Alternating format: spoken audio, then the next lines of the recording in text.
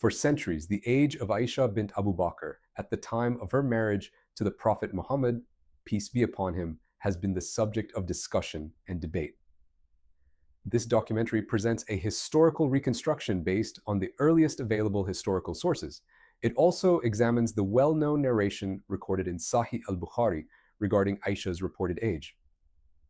The age of Aishah has no bearing on the fundamental beliefs or teachings of Islam. Our hope is that this documentary will help those who are unaware of the broader historical evidence surrounding this question and contribute to a more informed and comprehensive understanding of the subject. According to the narration recorded in Sahih al-Bukhari, Aishah was a minor at the time of her marriage. We will examine this narration in detail later in the documentary. By carefully reconstructing the chronology preserved in the earliest available historical sources, however, this documentary concludes that Aishah was approximately 15 years old at the time of the marriage contract and about 19 years old when the marriage was consummated, or approximately 18 years and 5 months according to the solar calendar. We will now examine the historical evidence supporting this reconstruction. We begin by establishing Aishah's birth year through the chronology of her older sister, Asma bint Abu Bakr. Early historical sources agree that Asma died in 73 Hijri at the age of 100 years. They also record that Asma was 10 years older than Aishah. Combining these two pieces of evidence allows us to reconstruct their approximate birth years. Asma was born around 28 years before the Hijra, and Aishah around 18 years before the Hijra. This chronology provides the foundation for the reconstruction that follows. The next piece of evidence comes from the earliest surviving biography of the Prophet. In his account of the earliest converts to Islam, Ibn Ishaq includes Aishah among those who embraced Islam during the period of private preaching, and specifically describes her as Saghira, meaning a young girl. Immediately afterward, he explains that these events occurred before Allah commanded the Prophet to proclaim Islam publicly, and that this private phase lasted 3 years.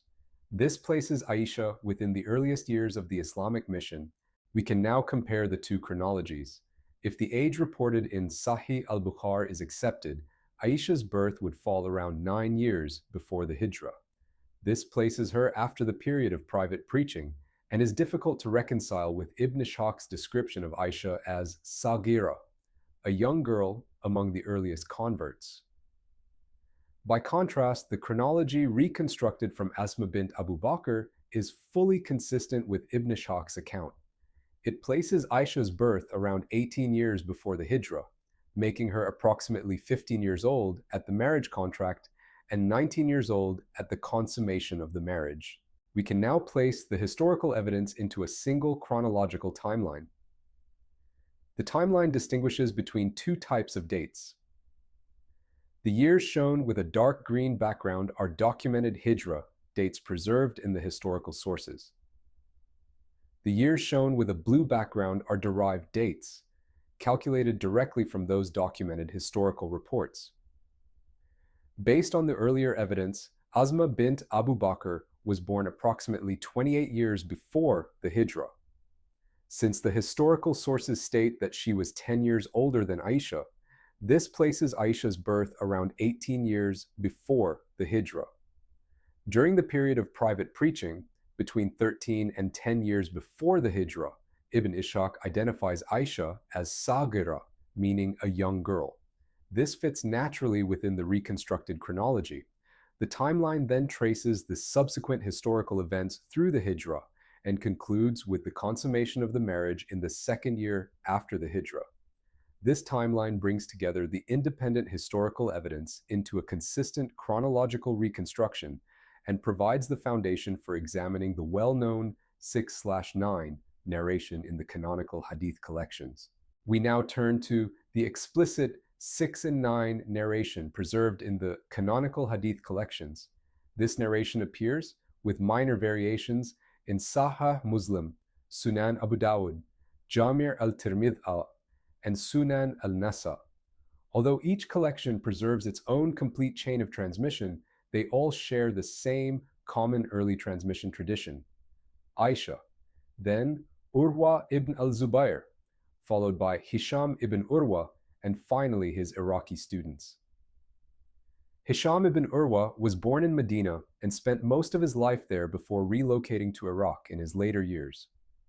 During his time in Medina, he was an integral member of the city's scholarly community and occupied a central position in the transmission and early codification of hadith. The scholars shown on this slide were among the leading figures of the Medinan scholarly tradition during Hisham's lifetime. Yet, despite preserving many narrations connected with Hisham and his teachers, the extant evidence does not show any of them transmitting the explicit 6 and 9 narration from Hisham. This absence from the surviving Medinan transmission provides an important historical context as we next examine how the narration emerges in the surviving Iraqi transmission after Hisham's relocation. We now examine what happened after Hisham ibn Urwa relocated from Medina to Iraq in the later years of his life. By this time, Iraq had become the intellectual and political center of the Muslim world. It was a vibrant environment marked by theological debate, legal development, and political rivalry.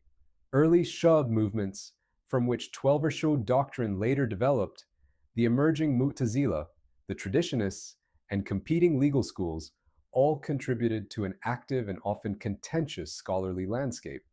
Early hadith scholars themselves record that this period also witnessed widespread hadith fabrication motivated by political rivalries, sectarian disputes, theological controversies, and other partisan interests. This historical context highlights the importance of examining carefully where and when individual narrations first emerge within the surviving transmission tradition. After relocating to Iraq, Hisham taught a new generation of Iraqi students. The hadith critic Ibn Khirash reports that Imam Malik expressed reservations about narrations transmitted through Hisham's Iraqi students, while continuing to regard Hisham himself as trustworthy. The surviving canonical 6 and 9 narrations are transmitted predominantly through these Iraqi students.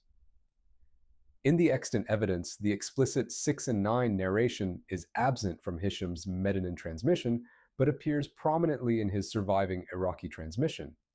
This pattern does not, by itself, determine the authenticity of the narration. However, it identifies where the explicit report first emerges in the surviving evidence and underscores the importance of carefully examining its transmission history alongside the broader historical chronology. We have now completed our historical reconstruction of Aishah's age using the earliest available historical sources. The evidence examined throughout this documentary consistently points to a single chronology. By reconstructing the timeline from independent historical reports, Aishah's birth can be placed approximately 18 years before the Hijrah, making her approximately 19 years old when her marriage to the Prophet Muhammad, peace be upon him, was consummated. We also examined the explicit 6 and 9 narration preserved in the canonical hadith collections.